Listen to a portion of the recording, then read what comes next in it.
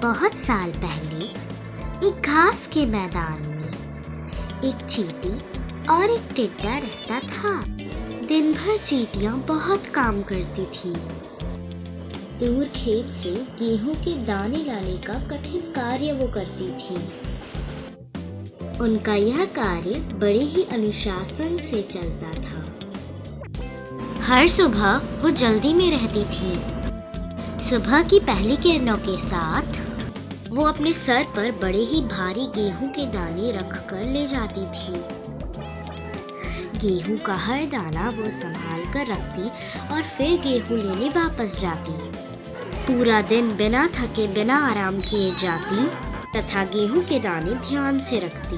और दूसरी तरफ एक आलसी टिड्डा दिन भर छांव में आराम करता और गाने गाता था। भविष्य में क्या होगा इसकी फिक्र किए बिना वे आराम से जीता था। उसे दिन भर काम करने वाली बेचारी चींटियों पर दया आती थी। दिन बीत रहे थे, तभी टिड्डा आलस भरा घास पर कूदता और वह दिन भर आराम से स्वादिष्ट खाना खाता। वह गाना गाते गाते आराम से जी रहा था। जब चींटियां दाने लाकर घर में संभाल कर रख रही थी और मेहनत कर रही थी, एक दिन हर रोज की तरह सारी चींटियां दाने ला रही थी। तब उनमें से एक चींटी भारी दाने की वजह से नीचे गिर जाती है। उस चींटी की मदद करने की बजाय टिड्डा उसे देखकर हंसने लगता है। चींटी ने कहा, टिड्डे महाशय, क्या आप ये दाना मेरे घर तक ले जाने में मेरी मदद करेंगी? मैं आपकी बहुत आभारी रहूंगी। चींटी की बातों को अनसुना करके टिड्डा अपने ही संगीत में धुंध रह जाता है। चींटी ने अपनी मेहनत से वो दाना उठाया और वो वहां से चली गई। टिड्डे ने पूछा, हाँ, तुम इतनी मेहनत क्यों करती हो प्यारी चींटी? हाँ, थोड़ा आराम कर लो, थोड़ा मेरा गाना भी सुन लो। गर्मी है, दिन भी बड़ा है, किस लिए बोझ उठाने में वक्त गवा रही हो? चींटी ने टिड्डे की बातों को अनसुना करके अपनी गर्दन घुमा ली।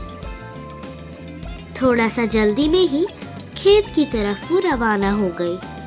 तभी टिड्डा जोर से हंसा। तुम बड़ी बेवकूफ चींटी हो। टिड्डे ने फिर से उसे पुकारा, आओ आओ और मेरे साथ नाचो गाओ, काम को भूलकर गर्मी का थोड़ा मजा लेते हैं।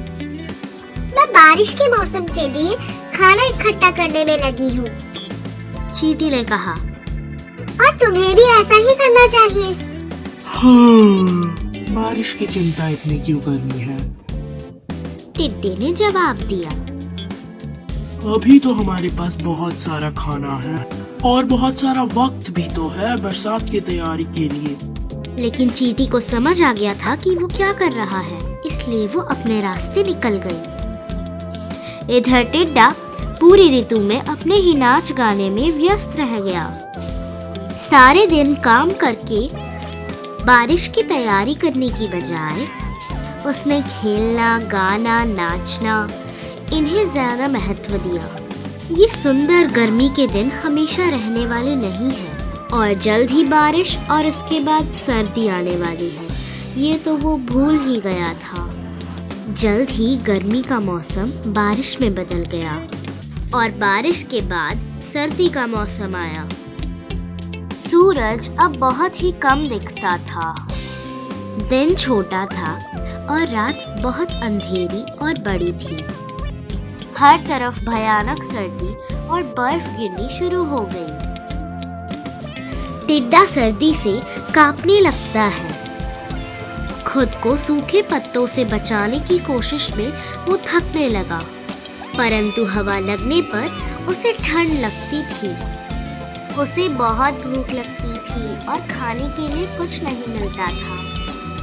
फिर उसे पता चला कि अगर उसे खाने के लिए कुछ नहीं मिला तो वो जल्द ही मर जाएगा। वो खाना ना मिलने के कारण बहुत ही ज्यादा कमजोर हो गया था। और जल्द ही उसे ये भी समझ आ गया कि चींटियां सही थी। उसे भी तैयारी कर लेनी चाहिए थी। टिड्डे को अब नाचना गाना पसंद नहीं आ रहा था। सर्दी से वह भूखा था। उसके पास बर्फ से बचने के लिए ना घर था और ना खाने के लिए खाना था। सारी हरियाली और खेती बर्फ से लिपटी हुई थी और खाने के लिए अब कुछ भी नहीं था। अब मैं क्या करूं? अब मैं कहाँ जाऊं?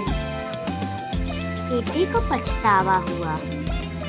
इस बार की सर्दी इतनी बुरी होगी ये तो टिड्डे ने सोचा ही नहीं था। खुद की खाने का इंतजाम तो उसने किया ही नहीं था। तभी टिड्डे को याद आया कि उसने तो किसी की मदद भी नहीं की थी। केवल उसके तब किए गए आलस के कारण अब वो अगला गर्मी का मौसम देखने के लिए जीवित ही नहीं रह पाएगा। तभी उसने देखा कि चींटियां गर्मियों में इकट्ठा किया हुआ खाना खाने का आनंद ले रही हैं। हाँ, मैं चींटी के पास जाता हूँ। हाँ, वहाँ मुझे खाना मिलेगा और आसरा भी। टिड्डे को अपने आप पर शर्म आई।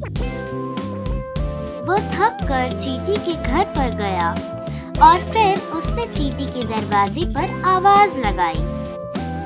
नमस्ते चींटियों।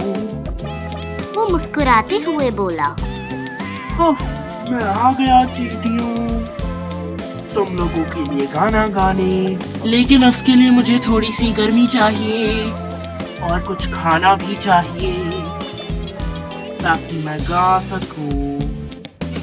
नहीं टिड्डे महाशय, हमें आपका गाना सुनने की कोई इच्छा नहीं है। टिड्डे ने उन्हें घर लेने के लिए गिड़गिड़ाकर विनती की और जिंदा रहने के लिए खाने की भीख मांगी। क्या? चींटी ने आश्चर्य से पूछा। सर्दी के लिए आपने कोई इंतजाम नहीं किया? तो गर्मियों में आप आखिर कर क्या रहे थे? वो मुझे खाना जमा करने का समय ही नहीं मिला। टिड्डे ने अपना कारण बताया। वो गाने में मैं इतना व्यस्त हो गया था कि मुझे पता ही नहीं चला कि कब सर्दियां आ गई। चींटी ने उसकी तरफ घृणा से देखा। एक चींटी जिसको देखकर टिड्डा हंस पड़ा था, वो उसकी तरफ मुड़कर बोली, पूरी गर्मी के मौसम में मैं काम करती रही और तुम गाना बजाते और मेरा मजाक उड़ाते रहे। अब तुम्हारे लिए मेरे पास न खाना है और न आसरा है। सर्दी के मौसम के लिए तुम्हें अपने बारे में सोचना चाहिए था। चींटियों ने टिड्डे के मुंह पर दरवाजा बंद कर दिया और टिड्डा रोने लगा। Moral of the story is, work hard today to be safe tomorrow. Be prepared for the future. Thanks for watching this video. Please like, share and subscribe.